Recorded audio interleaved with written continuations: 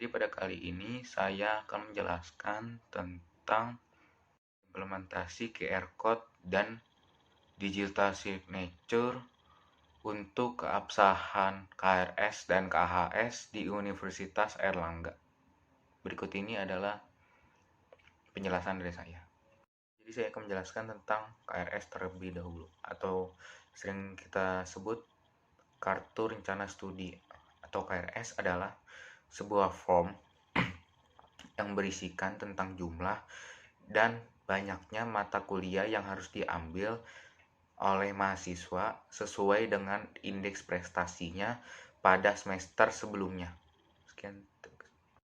QR Code atau Quick Response Code itu adalah sebuah kode berlogo yang dua dimensi yang diperkenalkan oleh perusahaan Jepang pada awal tahun 1994. Adapun struktur QR Code, yang pertama itu ada finding pattern.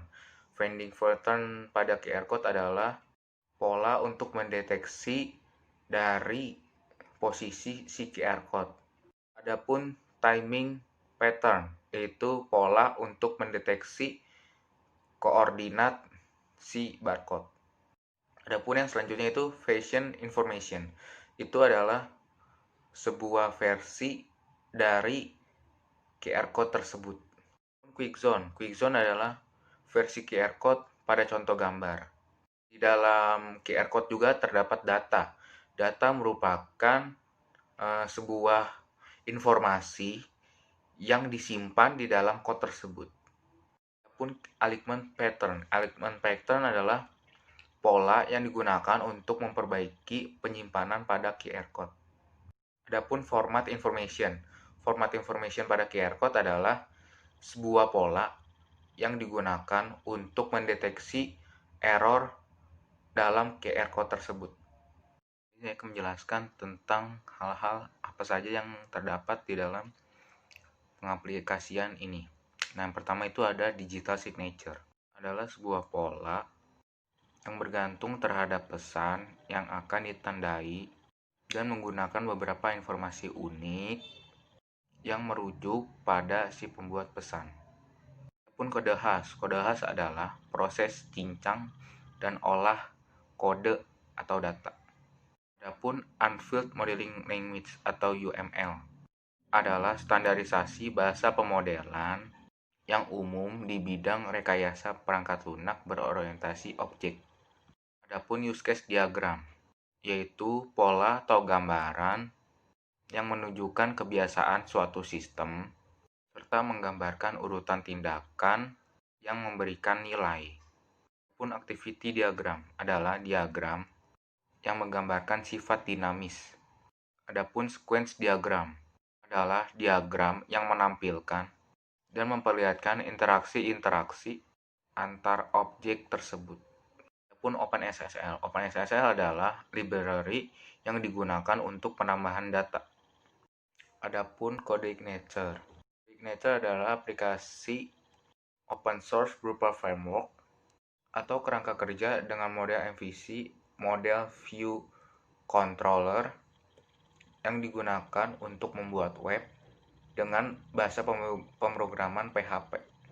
Adapun ExitF-Tool adalah aplikasi open source yang digunakan untuk memanipulasi, menambahkan, dan mengurangkan metadata berupa gambar, video, atau dokumen. Barcode Scanner ZSync adalah aplikasi open source yang berfokus pada perkembangan 1D atau 2D barcode, gunakan untuk membuat atau men-scan barcode tersebut. Selanjutnya saya akan menjelaskan tentang metode pengumpulan data. Datanya. Nah, yang pertama itu wawancara. Wawancara digunakan untuk mengetahui apa aja sih mata kuliah yang terdapat pada setiap fakultas. Nah, wawancara dilakukan kepada pihak akademik. Selanjutnya itu adalah perancangan sistem. Nah, pada perancangan sistem, prosesnya yang pertama itu adalah 1.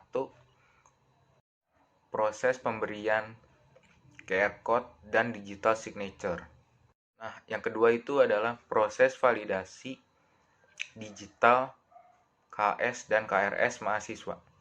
Nah, yang terakhir itu ada proses validasi dokumen cetak KRS pada mahasiswa.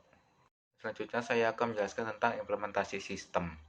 Pertama itu ada pemilihan logika kode khas. Di dalam jurnal ini yang digunakan kode khasnya itu adalah 3 hal dalam UML. Yang pertama itu use case diagram, sequence diagram, sama yang terakhir itu activity diagram. Use case diagram itu sendiri adalah diagram untuk mengetahui fungsi-fungsi dari satu persatu sistem tersebut. Berikut ini saya akan memperlihatkan gambar use case diagram dalam jurnal tersebut. Nah, ini saya akan lihatkan use case diagram. Pertama itu mahasiswa login dengan cara mengetikkan NPM dan passwordnya. Nah, habis itu dia bisa masuk dan memilih apa saja yang akan diambil pada semester berikutnya. Adapun activity diagram. Activity diagram adalah diagram yang memperlihatkan aktivitas-aktivitas atau fungsi-fungsi dari satu persatu sistem tersebut. Nah, berikut ini saya akan memperlihatkan activity diagram dalam sistem KRS tersebut. Ya, ini adalah activity diagramnya. Nah, jadi pertama itu mahasiswa. Mahasiswa itu pilih tombol cetak KRS, lalu sistem memperlihatkan atau mengecek KRS tersebut. Lalu mahasiswa bisa memunculkan KRS, lalu sistem memproses cetak KRS. Sequence diagram. Sequence diagram adalah gambaran alur jalannya proses berdasarkan kelas.